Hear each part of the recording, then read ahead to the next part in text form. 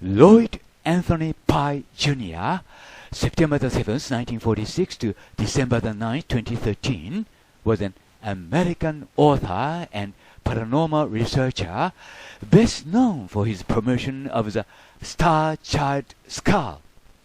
He claimed it was a relic of a human-alien hybrid, although genetic testing showed it to be from a human male.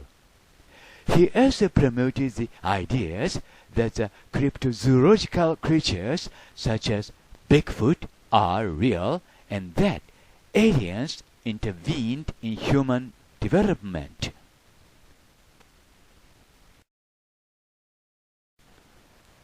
スターチャイルド頭蓋骨で名を広めたロイド・アントニー・パイ・ジュニアです。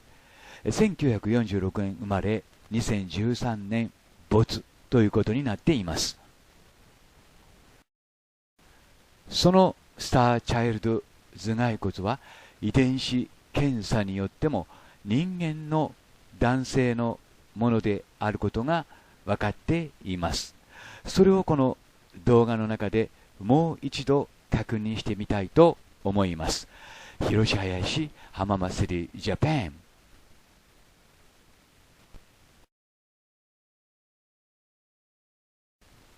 Wikipedia English は次のように書いています。スターチャイルドの右側の顎骨を調べた歯科医師は、その骨が 4.5 歳から5歳までの子供の頭蓋骨であると判断した。しかし、そのスターチャイルドの頭蓋骨の容積は1600立方センチで、平均的な大人の頭蓋骨のそれよりも200立方センチ大きい、さらに同じサイズの大人の頭蓋骨より400立方センチメートル大きいことが分かった。眼縁部、つまり目の周囲は楕円形で浅く、視神経口、つまり視神経の通り道は後頭部よりも眼縁部の底の方についている。人間のような前頭の湾曲部はない。頭蓋骨の後ろは平らになっている。頭蓋骨は水酸化リンパイカルシウムでできていて、普通の哺乳動物の骨である。エール大学医学部の神経学者であるスティーブン・ノベラが言うには、頭蓋骨は水頭症で死んだ子供のすべての特徴を示している。そのため頭蓋骨の中に中枢神経系の液体が蓄積された結果として変形頭蓋骨になったと。1999年にバンクーバーの科学 DNA 研究所の BOLD、 つまり法歯科医学部でなされた DNA 検査によれば、その頭蓋骨から取った2つのサンプルの中で平均的な X 染色体と Y 染色体が見つかった。ノベラは結論的な証拠として、その子供は男性で人間のものであり、その両親も人間であり、その両親の双方がそれぞれ X 染色体と Y 染色体に関与していると判断している。古代のサンプルから抽出された DNA の専門機関であるトレイス遺伝学研究所で行われた2003年のさらなる DNA テストによれば、つまりそれらの2つの頭蓋骨から分離されたミトコンドリア DNA のサンプルについてであるが、そのスターチャイルドは単一グループ C に属することが分かった。ミトコンドリア DNA は母親からのみ引き継がれるものであるので、ミトコンドリア DNA をたどることによって母親のつながりを追跡することが可能である。それゆえに DNA テストによれば、スターチャイルドの母親は単一グループ C の人間の女性の母親であることが分かった。しかしながら、その子供と共に発見された大人の女性は単一グループ A に属することが分かった。単一グループ A も C も土着アメリカ人の単一グループの特徴である。つまり、それぞれの頭蓋骨が異なったグループに属していることから、大人の女性はスターチャイルドの母親ではないということが分かった。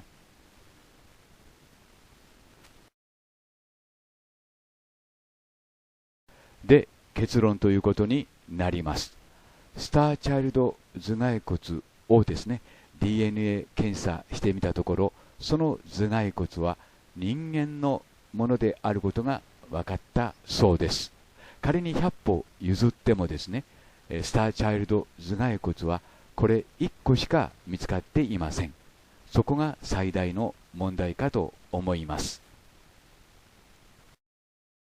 なお、一言付け加えさせていただくならばですね、こうした否定的な見解、否定的な検査結果となるとですね、世界の研究機関がこぞって名を挙げ、大々的に報道するというその姿勢です。が、そうでないときはそうでない。皆一斉に口をつぐんでしまいます。私はそうした報道機関、研究機関の向こうに何かしら意図的な隠蔽工作、あるいは情報の攪乱工作があるのではないかと疑っています。皆さんの判断はいかがでしょうか。 Bye for now.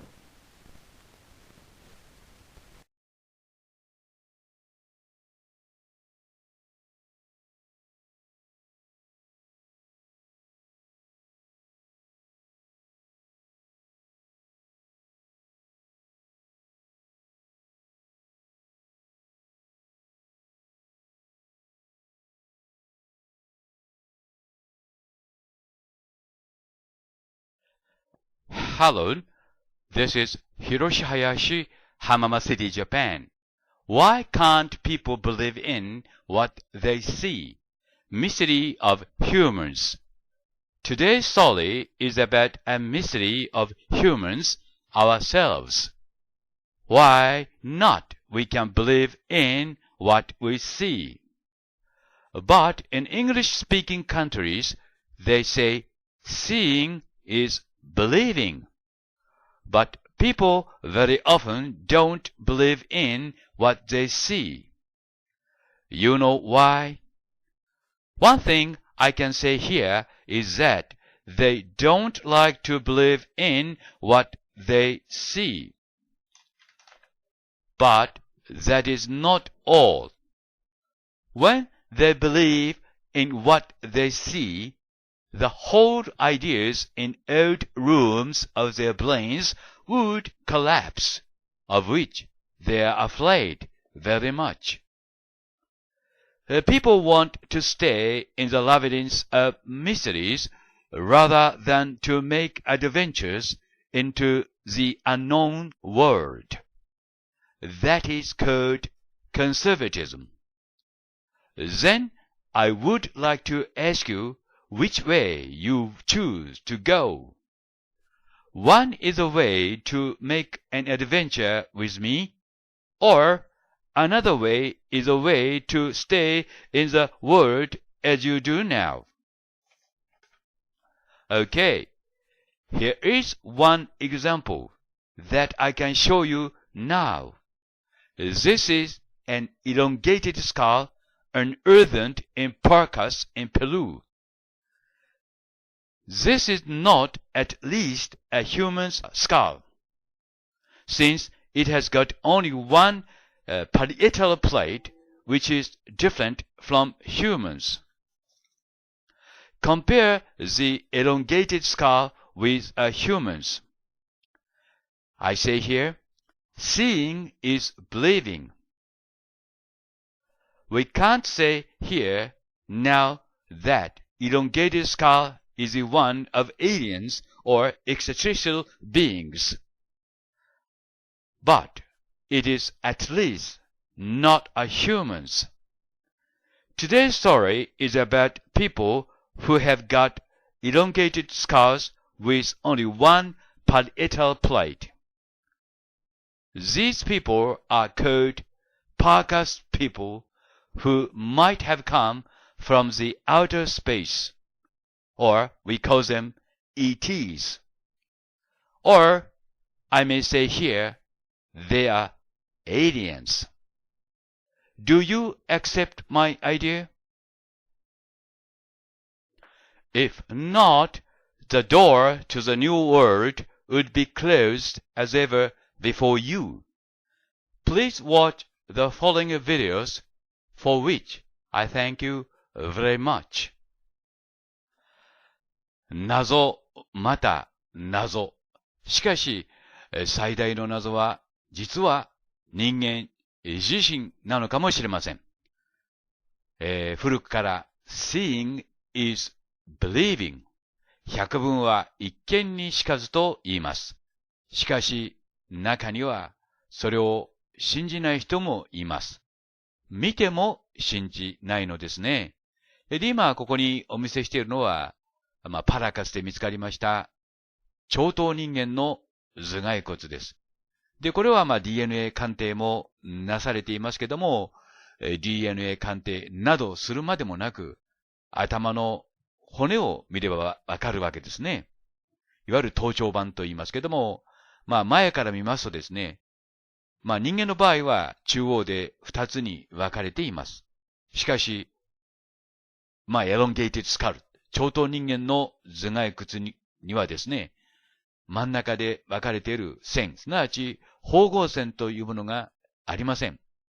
全体として見ると、人間の方は頭で3枚の、ちょうど頭の中央でですね、3枚の骨が集まっています。しかし、超等人間の方は、それが、後頭部の方ですね。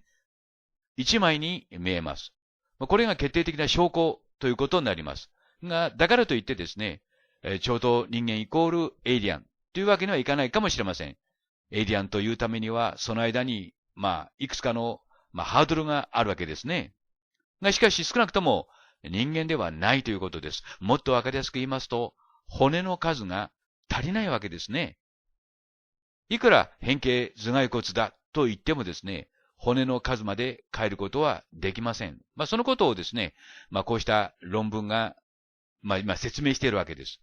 で、それについてですね、こうして私が何とか皆さんに超等人間の頭蓋骨の写真を見せてきました。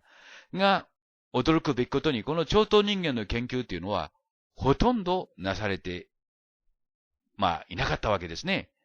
そして最近になって、このパラカスで見つかった超等人間の頭蓋骨を、DNA 鑑定した先生がいらっしゃいました。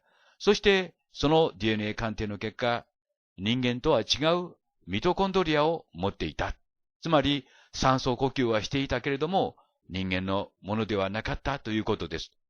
ということをご理解の上、続くビデオをどうかご覧ください。Thank you very much. Bye for now.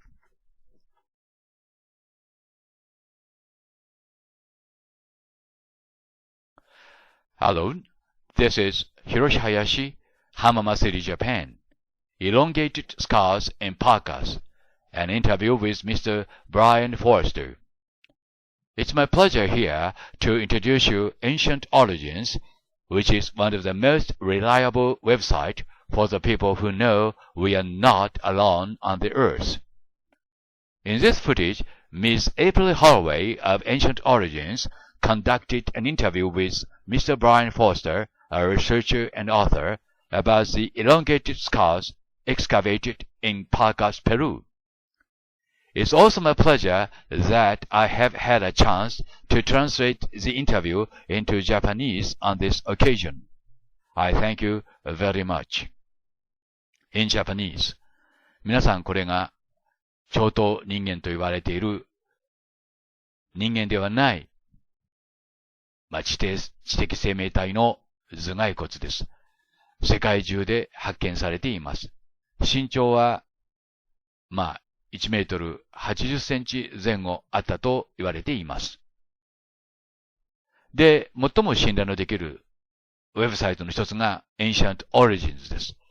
この中でパラカスの超等人間の頭蓋骨のですね、DNA 鑑定を実行した、ブライアン・フォルスター氏との、インタビュー記事が、と言いますか、YouTube で紹介されていました。それを今日はじっくりと日本語に翻訳してみましたのでご覧ください。で、数学的消去法でいけばですね、人間ではないということになりますと、エイリアンということになるんですけども、ここが問題なんですね。人間ではないということは証明できるんですけども、イコール、エイリアンっていうふうにはならないわけですね。他にもいろいろな細かい可能性が考えられるわけです。これが、Mr. ブライアン・フォルスターです。超等人間の遺伝子の解明。ブライアン・フォルスター氏の対談ということになります。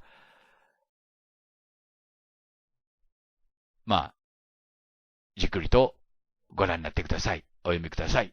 Thank you. So, Brian, thank you very much for joining Ancient Origins for this interview about the elongated skulls in Paracas. Some of our viewers will have already seen an interview we had some time ago about various research around elongated skulls. But I'm really enthusiastic about this interview because it relates to a recent announcement you made about some genetic testing that has been done on one of the skulls found in Paracas. So to begin with, could you please just give a little bit of background about the Paracas skulls in particular and what makes them different from other elongated skulls that have been found? Well, what's kind of intriguing is if you look on the internet to any photo, website, and if you put in something like alien skull or human hybrid skull, quite often the Paracas skulls show up predominantly because they are so large in size. Some of them are very natural looking, and also there are so many of them that have been found, which is quite intriguing. So would you say that some of the features that these skulls have rule out the possibility of cranial deformation, processes like head flattening or head binding, which are known to have happened in other cases of elongated skulls? Well, that is the curious point, in that cranial deformation is known to have occurred in many different parts of the world, most prominently about 2,000 years ago, from the Middle East, even Melanesia, Central America. But because I've been intimately engaged with the elongated skulls of Paracas and the Paracas culture in general that died out 2,000 years ago, I've had the opportunity to look in person at numerous of the skulls, as well as hundreds which are in collections all around the world. Mm-hmm. And some of them, I would say possibly between 5 and 10% of them do not show obvious signs of cradle boarding or other forms of cranial deformation, which generally tends to create flat surfaces, either in the forehead or the back of the head. Some of these literally look like they are natural in appearance. And so I've also heard that some of the other features include increased volume and increased weight compared to other skulls. Is that not something that could also happen as a result of head flattening, where, through the process of binding, the size actually increases, or is that absolutely not possible? Well, from the doctors that I've spoken to, they said that you can alter the shape of the skull, but you can't increase the size of the skull, because what the skull is genetically predetermined to have a certain volume, and so it's much like in terms of, the analogy I have is pottery, where you have a piece of greenware, which is a pot which is not quite dried yet. You can alter its shape, but you can't change the volume of it itself.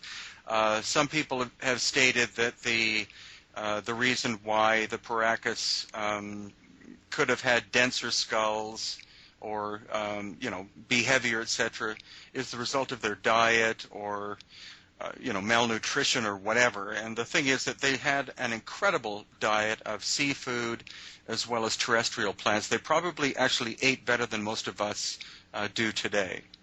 Mm-hmm. And so the study of these skulls is becoming a lot more interesting now that we have the technology for extracting DNA and analyzing DNA. Before any testing was undertaken, did you have any theories yourself about what might be found? Well, I conjecture anything. Of course, I've had many different ideas, but I've been waiting for actual DNA analysis, and that has taken an incredibly long time, mainly due to lack of funding and also finding a geneticist who, A, is open to studying this, doing it at a fraction of the normal cost that it would cost commercially. And importantly, we wanted to do this independently, because going through any governmental or private foundation or whatever would probably result in the results either being deleted or altered or being kept for purposes other than my intent. And my intent simply is to find the truth as to who these people were. Mm-hmm. Yeah. And so can you explain a bit about the testing process that actually took place or has taken place so far? Well, it's a very complex process, and most people don't realize this because they think, well, DNA testing is quite simple now. I can go and have my, a blood sample extracted and be told within a few days, all of my genetic ancestry. But what you have to take into account is the last of the Paracas died 2,000 years ago. And so you're talking about 2,000 years of the degeneration of the material. The late Lloyd Pye, who I was acquainted with, very personally and professionally because of his fascination with this, his analogy is that to take a sample and analyze it from somebody who's living is the equivalent of looking at or studying a crystal bowl, because it's complicated and intact. And then he said the equivalent of ancient DNA is throwing it on a concrete floor, because it becomes shattered into tiny little segments. So it's only the most recent, sophisticated, extremely expensive DNA analyzing equipment that can take all of those tiny segments and put them back together. So it's been very difficult to find someone who would pursue that. We actually have two different geneticists at work, but it happened to be this one who's had samples for more than 2 years who has given me this initial result, which completely shocked him. And so the thing most people really want to know is what exactly was found in that initial result. Yeah, and basically what I can say is that he speculates that there are segments of the DNA of the Paracas which do not match anything in GenBank, which is the genetic database located in the United States that contains all known genetic DNA information. So he said there are segments which don't seem to be any haplotype of human that we know of. Also not related to Neanderthal or any other human-like being that has been studied so far. Quite incredible, really. But now you have emphasized that this is phase 1 or stage 1 of the testing. What then is the next stage after this one? Is it possible that this result is contaminated, or it's not accurate, and that further stages may reveal something different? It is possible. However, this person who lives in the United States and has a doctorate, he does a lot of contract work with the U.S. government. So clearly, the government wouldn't choose someone who was flaky or a sensationalist. He's taken a lot of time. It's been more than 2 years for him to give us the initial result of one sample so far. But he does have samples from 3 different skulls from Paracas, and so what I'm hoping is that this, and the reason why I released it, this information, is to try to generate interest from the public so that we can do a fundraiser in order to be able to study the other 2 skulls, as well as other samples from the 3 skulls themselves, so that we can replicate the tests as many times as possible to see whether or not this is an anomaly or whether it's something which is truly mind-blowing, I guess is the term. Yeah, exactly. And is it possible, the fact that it doesn't match anything in the gene bank, could it be that this is just a one-of-a-kind mutation, a mutation that hasn't been seen before and is just unique to that particular race of people? It could be, but again, the whole study is so new that, and the Paracas are very mysterious people. Nobody has really studied them for about 70 years. The people who study them now study their textiles, but the whole idea of the fact that their skulls seem to be of a different shape has been dismissed in general as simply being cranial deformation, but in fact nobody knows where the Paracas people came from. They lived on the coast of Peru, and through my studies I believe that there's a certain percentage of their ancestry that comes from another part of the world, because they also, amongst the royalty, seem to have had reddish-brown hair, which is not a Native American characteristic, and they were reasonably tall. Some specimens we found were 5'10" to 6 feet to even taller in height, and that's quite atypical of a Native American person 2,000 plus years ago living on the coast of Peru. Mm-hmm. And so what is your opinion about these findings? Do you have a view about what this actually means, this result? Well, the theory I'm developing is that the Paracas are a mix of different types of people. The area they chose to live 2,000 years ago was much lusher than it is now. It would have been a perfect place for a society to live in terms of food production. The fact that they had totora reeds and still have totora growing on the coast of Peru meant that they were capable of building not only little boats but probably large ships out of reeds. They had cotton to make sails, and they could have been great seafarers. I also believe that the famous Nazca people, who also occupied the area after the demise of the Paracas, could literally have wiped the Paracas culture out. Their knowledge, absorbed some of their, some of their people would have interbred with the Nazca, but elongated skulls disappear in the Paracas area 2,000 years ago, and that corresponds with the arrival of the Nazca, who were a very warlike people. And so you say a different sort of mix of people. Now, the thing on everyone's mind is, are these skulls alien? Are they extraterrestrial? When you say a different mix of people, do you think there's a possibility that, a race of beings did arrive in this part of the country and perhaps bred with humans? What's your view on that? Well, I'm open to the idea. The thing is, I don't want to go too far in that direction yet because, again, we've only had an initial result. But due to the fact that the geneticist has found segments of DNA which don't correspond to anything, I think it's doubtful that they're a separate breed or type of humanity, because where would they have come from? Mm-hmm. And again, the strange thing is this predominant aspect of these elongated skulls amongst the royal family is very, very odd.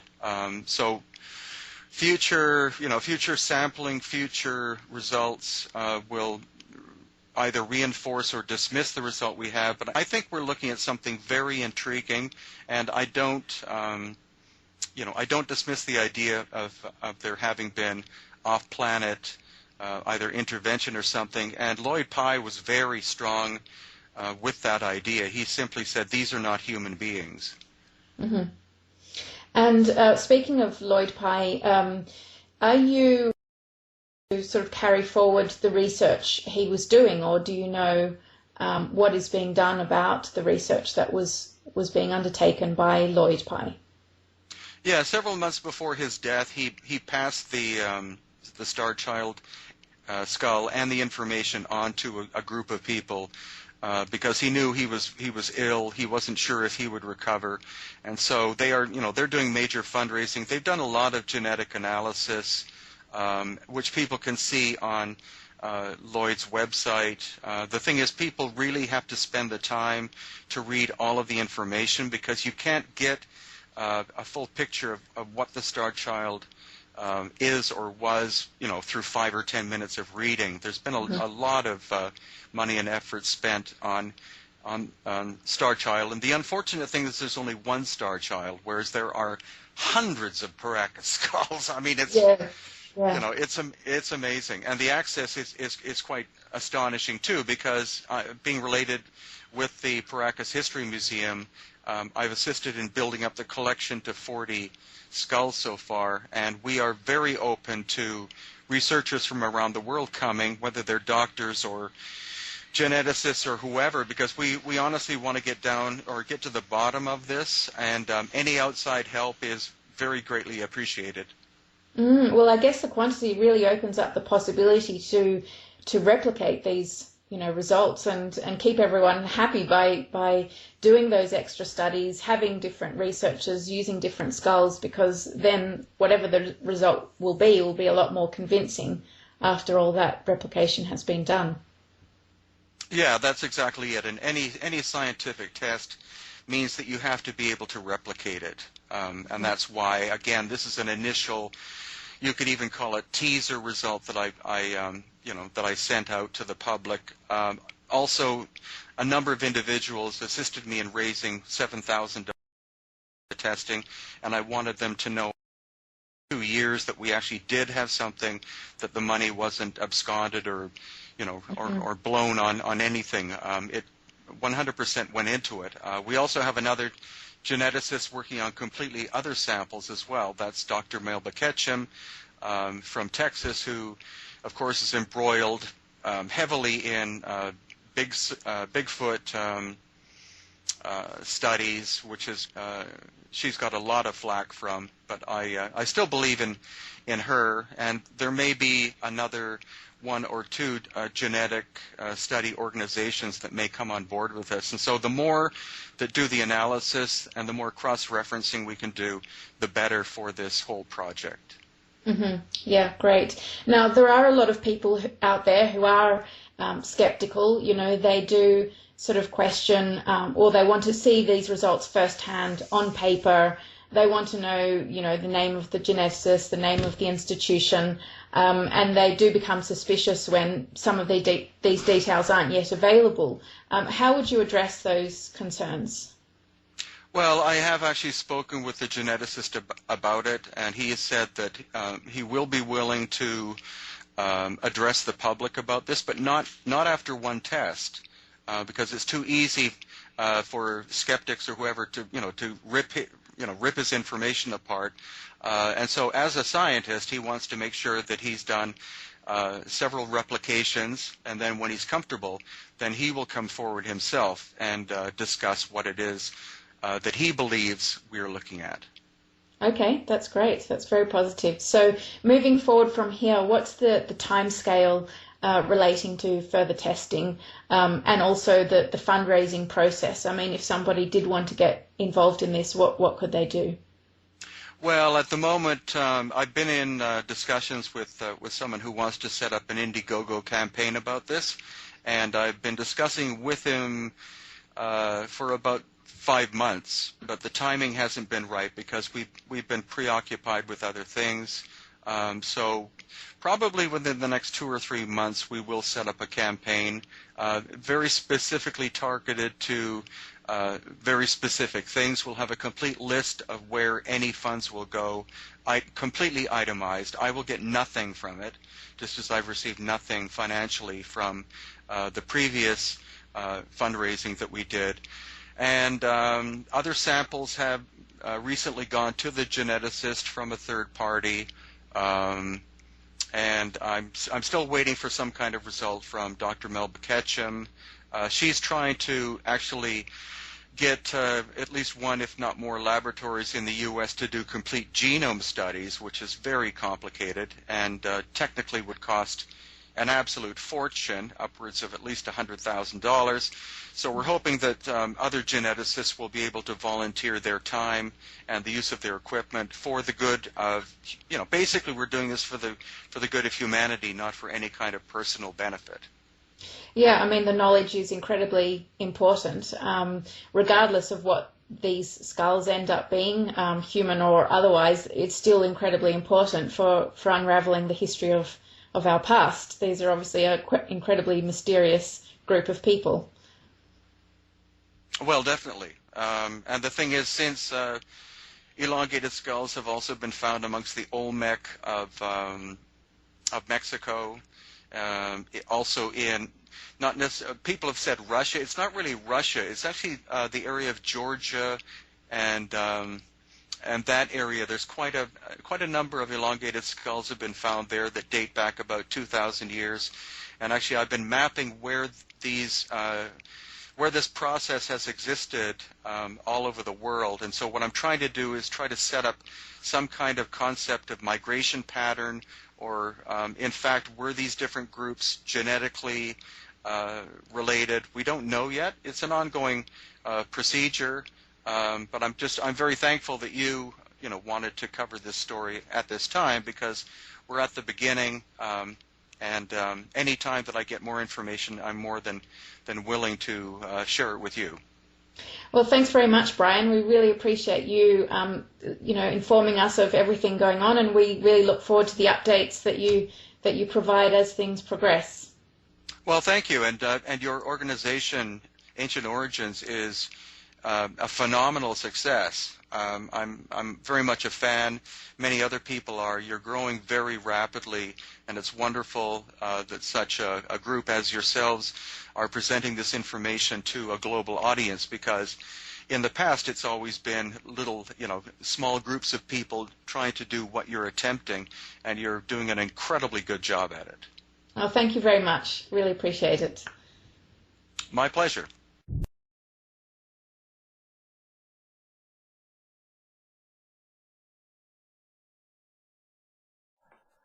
Mr. Brian Forster and Ancient Origins, thank you very much for your effort.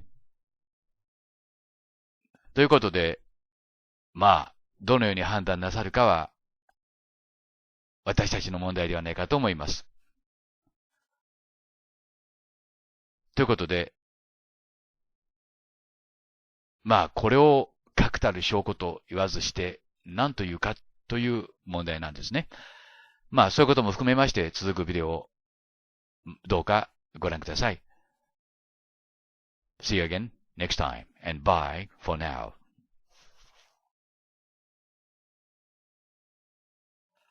Hello, this is Hiroshi Hayashi, Hamama City, Japan. This is an alien, and it's conclusive and physical evidence. Ladies and gentlemen, this is an alien. Here is the evidence. 皆さんこんにちは。今日はエイリアンがこの地球上にいるという決定的かつ物理的証拠をお見せいたします。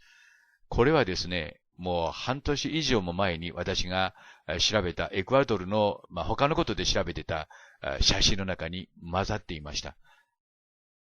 この頭蓋骨こそがですね、まさにエイリアンです。そしてこの地球にエイリアンがいるという物理的かつ決定的証拠です。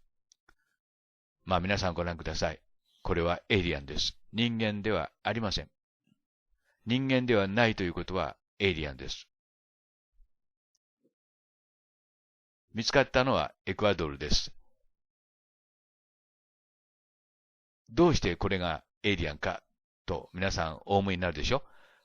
実はですね、頭頂骨が1枚でできているからなんです。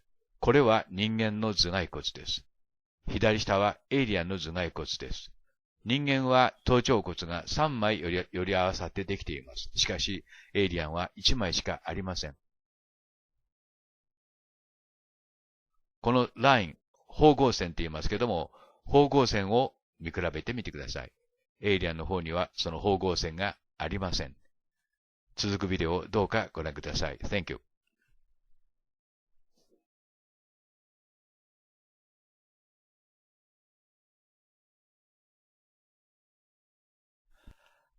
Hello, this is Hiroshi Hayashi and Kamiya, Japan. A scar in Tonkarin, cranial deformation in Japanese. ケミヤさんからですね、トンカラリンの近くで変形頭蓋骨が見つかった。長頭頭蓋骨ではないかという連絡をいただきました。それについて調べてみました。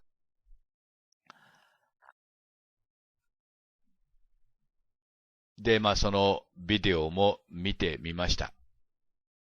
で、長頭人間、コーンヘッドとも言いますけども、頭蓋骨は全世界で見つかっています。私が最初に知ったのはこのコーカサスですね。で、まとまって見つかっています。それから最近見つかったパラカス。というか、このパラカスの頭蓋骨は最近ではありませんけども、DNA 鑑定がなされました。それから、ナスカでも見つかりました。アタカマ、エジプトでももちろん見つかってますけども、ツタンカーメン家族は、このような長頭人間であったというふうに言われています。それから場所わかりませんけれども、ロシアでも、それから全世界であちこちで見つかっています。で、日本でも、見つかったということになるわけですね。で、これがその変形頭蓋骨ですけども、これは果たして何なのかということなんです。この頭蓋骨の特徴はですね、顔の前面部が、ぺしゃんこになっていると言いますか、普通ではないということですね。で、ビデオの中では、板のようなものを当てて、そして変形させたんだというような説明がなされていました。じゃあ、コーンヘッドとヒューマンはどこが違うかということなんですね。ちょっとこの絵では見にくいんで、写真いろいろ探してみたんですけどもね、真上からの写真がないんですね。で、私これ自分の書いた本の中から撮りました。このように3枚に人間の頭っていうのは、頭蓋骨っていうのは真上から見ますと3つに分かれてるんですね。いわゆるその、頭頂骨が中央で2つに分かれているわけです。これが人間の頭蓋骨なんですけども、コーンヘッド、いわゆる長頭人間の頭蓋骨にはその、今言いました中央のラインがないんです。縫合線って言いますけども、それがないんですね。で、このあたりにその縦の縫合線があるはずなんですけども、ないんです。これが長頭人間の特徴なんですね。で、この、もう一つ、こんな頭蓋骨もあるんですけど、これをその、変形させるといっても限度がありますからね。で、この頭蓋骨も、人間の比べてみればわかりますよね。変形させる言ったって、ここまで変形して骨が発達するんだろうかって疑問もありますけども、この長頭頭蓋骨も中央に縫合線がありませんね。皆さん自身でご確認ください。これがコーンヘッドの特徴なんです。DNA 鑑定するまでもなく、明らかに私たち人間とは違った、DNA を持った生物体である。もっと言えば知的生物体であるということになります。で、パラカスで見つかったコーンヘッドマン、すなわちイロンゲーティッドスカールについてはですね、すでに DNA 鑑定が終わっています。で、その報告が、発表されているんですけども、それはまさに驚くべき内容のものであったというふうに、この報告書は最初に書いています。で、これをずっと見ていきます。この続くビデオの中でもう一度説明すると思いますので、ここでは簡単に、見てください。パラカス頭蓋骨はですね、今までは板で挟んで変形させたというんですけども、それだけでは説明できないと。25% も大きく、90% も重いことが分かったと。そしてこの次なんですね。頭頂骨には2つではなく、1つのパリエタルプレートというんですか、頭頂板しかなく、先ほど説明しましたように、2つが寄り合わさってんじゃなくて、1枚しかないということですね。ですから真ん中の中央の、にあるべき縫合線がないわけです。これがパラカス頭蓋骨の特徴であり、また人間でもない、霊長類でもないミトコンドリア DNA を持っていたと。酸素呼吸はしていたけども、人間ではないということですね。ここまではっきり分かっているわけです。そして、この報告書はですね、人間とは交配できなかったということは、性行為をしてもですね、妊娠出産には結びつかなかっただろうと。そういうふうに結論付けています。これがパラカスのペルーのね、ナスカの近くですよね。サンサの大食団のすぐ近くですけども、そこで見つかったものです。結論から言いますと、トンカラリンの近くで見つかったこの変形頭蓋骨は、その、なんて言いますか、コーンヘッドマンとは一線を画すと言いますか、違ったものである、イコール人間のものである。変形させられたかどうかということはまた別問題であり、私には興味がありません。ということで、ケイミヤさん、報告を終わります。Thank you very much for watching and see you again next time. Bye!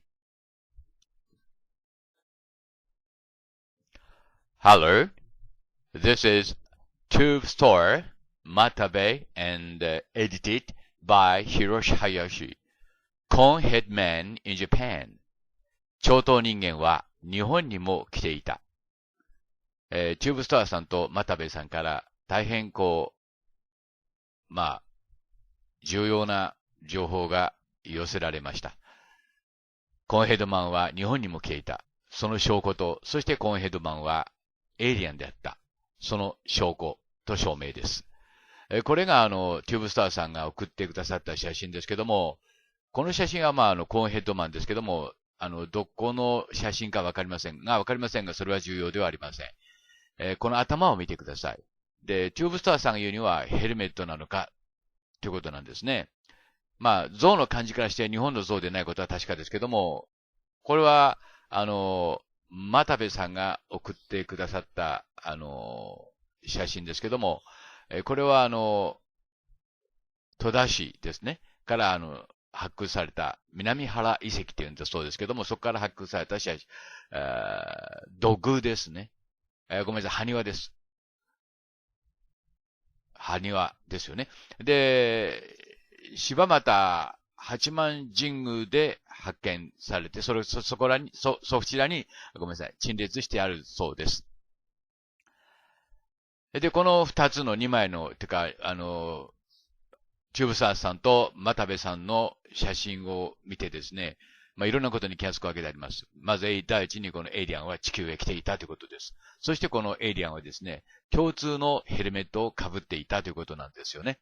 それはこれからおいおい説明していきますけども、これはヘルメットなのか、デザインが延期や円利のね、頭と似ていると。確かにこれは右の方はイシュタール、すなわち、エジプトではマリ、それからヘブライ語ではマリアですね。はい。これがですね、曲線をカーブを見ていただきたいんですけども、明らかに、なんて言いますか、明らかにというか、明らかということは、軽率に使いたくありませんけども、ヘルメットですね。で、髪の毛は下の方にあるっていう感じですからね。あるいはこれ全体がヘルメットかもしれません。というのは、人間型のね、顔をしたヘルメットを被ると。そういった事実もいろいろ感じてきています。ですから、顔だけ見て、これ人間だというふうには判断なさらない方がいいと思います。で、これはですね、エンリルからある王がですね、シュメリアン、真ん中の生命の言ってるんですけども、神権を渡されているということですね。丸い輪に短冊がついています。前方後円符の形ですよ。そしてこれをイナンナ。これはイシュターのことです。これは別の絵なんですけども、延期がです。これ延期と書いてありますけども、説明にはね、エンリルということになりますよね。エンリルが神権をイシュタール。なわち、イシュタール、イナンナに渡しているところですが、名前はいろいろ変わるんですね。この女神はですね、それはケイメイさんが教えてくださいました。で、これもイナンナ、イシュタールです。で、この頭をここで見ていただきたいんですけどね、この黄色いのは、真剣和刀、それから短冊です。で、この頭を順に比較してみますと、皆さん同じだということにお気づきになると思います。コンセプトが同じなんですね。なんていうのかな、ふにゃふにゃふにゃふにゃふにゃと波のようなものがくっついているということなんですよね。そして、それと、またこれがイシュタール、いわゆるイナンダですね、の頭と比べてみてください。これでも決定的ですね。これはエイリアンのヘルメットであると。いわゆるアヌー王たちのね、息子たちと、そしてその孫娘のヘルメットであるということは、これで証明されました。それから今度は、エイリアンの証明をこれからしなくちゃいけませんので、それにはこのダヴィンチの描いた絵を見てください。ダヴィンチ、左にいるのがダヴィンチです。で、右にいるのがコーンヘッドマンですね。仲良かったんですね、この雰囲気からして。で、頭をこう比べてみてください。同じだということにお気づきになると思います。いわゆる超等人間、コーンヘッドマンです。で、これはブルガリアにある、ソフィアにある、アレキザンダー・ネフスキーという、寺院です。その中に、こうした2枚の絵があるんですけどね、左側の絵が古い絵っていうか、右の方が修復されたのが新しいのがよくわかりませんけども、この色とこのビショップの顔を見てください。鼻が低くて、そしてなんて言いますか、頭が長くてということにわかりますね。これがコーンヘッドマンです。手が異常に長くて小さいです。腕が長くて手が小さいです。これがパラカスで見つかったコーンヘッドマンです。で、これはDNA 鑑定がすでになされています。これがカシカ柴又で、の八幡神宮にある、超等人間ですね。やはり比べてみますと分かるように頭が長いこと分かりますね。いわゆる超等人間は日本へも来ていたということです。これが事実の証明ですね。超等人間は日本にも皆さん来ていたんですよ。そして重要なことはですね、このコーンヘッドマン、超等人間は人間ではありませんでした。明らかに人間とは違う DNA を持っていました。その鑑定の結果も出ています。エイリアンは皆さん存在するんですよ。これを証拠ではして何というかということで続くビデオをどうかご覧ください。皆さんも納得してくださると思います。Thank you very much for watching and see you next time. Bye! Hello, this is Hiroshi Hayashi, Hamama City, Japan. Today's story is about again long-haired men. I say long-haired men are not at least humans, but most possibly long-haired men were or are aliens. This is a story about it. In Japanese, マコテさんという方からですね、こんなメールをいただきました。ペルーのパラカスの超等人間の DNA を調べたらですね、人間とは全く違っていたということが分かったというんですね。で、そのホームページを紹介していただきましたので、今日は皆さんに紹介いたします。Ancient Origins というホームページなんですけども、そこにこんな論文が出ていたんですね。そして、パラカスというところでですね、サンサの大食台のすぐ近くですけども、そしてペルーのナスカ平原のすぐ近くです。のパラカスというところでそのロングヘッドの、頭蓋骨がたくさん見つかってるんですね。で、これがその一つなんですけども、この DNA を調べたら、なんと人間ではなかった。少なくとも人間ではなかったということが分かったというんです。それを翻訳しましたので、それを読んでいただければいいんですけども、それは信じられない結果であった。で、パラカスというのは今言いましたようにペルーのですね、南海岸、インカ地方のピスコ州にあると。先ほど言いましたように、サンサの大食台という、丘に書かれた食台の絵があるんですけど、その近くですね。で、そこに、たくさん、長い頭を持った個体、人間とは言ってませんし、人とも言ってませんね。individuals、個体と表現しています。で、それをパラカス頭蓋骨って言うんですけどね。その DNA を分析しましたら、実にこの不可解な頭蓋骨についてですね、その初期的な情報が公表されました。日付はまだごく最近ですね、2014年の2月5日ですから、まだ6日前ですね。全く新しい情報です。で、昔はですね、昔というか、そちらの地方ではですね、頭に板を挟んだり、板で頭を挟んだり、布で巻いたりして、長いロングヘッドを作ったような習慣もあったんですけども、そうでない骨もあるわけですね。そしてそれを調べましたら、25% 大きくて 60% 人間よりもそれよりも重かったということが分かったというんです。これは大変な事実ですね。ということです。しばらくその論文をお読みください。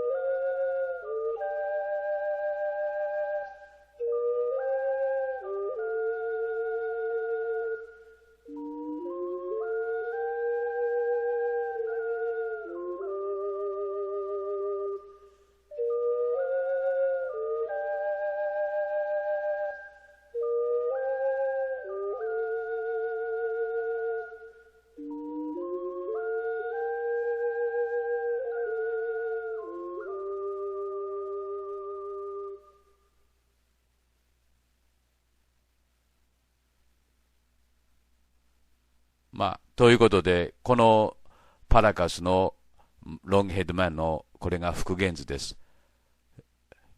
この復元図を見て、私は一枚の絵画を思い出しました。この顎のがっしりしているような感じ、それから頬骨に特徴があるんですね。ダヴィンチの絵にもこれがあったような気がしますね、この顔が。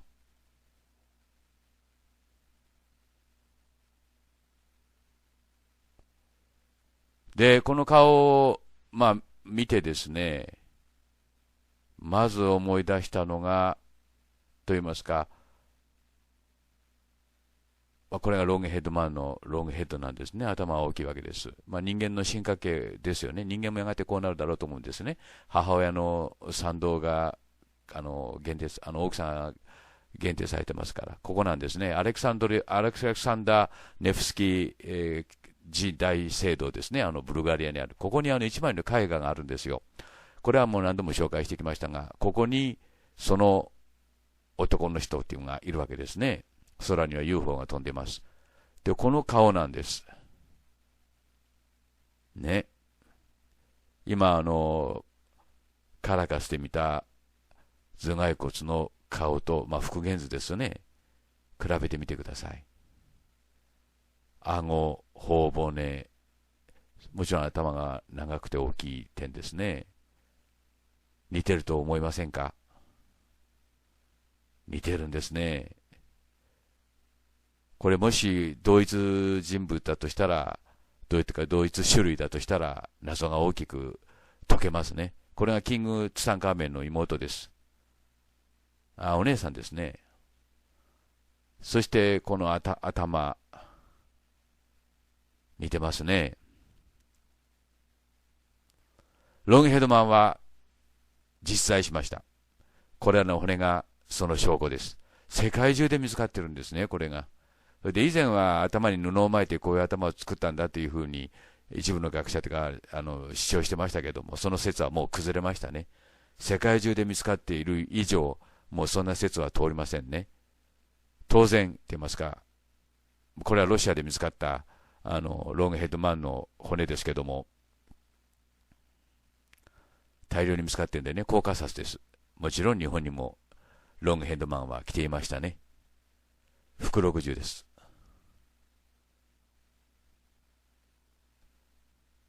福60ですね。私この福60というのはロングヘッドマンであったというふうに確信しています。日本へもエイリアンが来てたということですね。最後にカラガスがどこにあるか皆さんに お見せした上でですね、以前作りましたビデオを紹介させていただきます。Thank you very much for watching and see you again next time. Bye!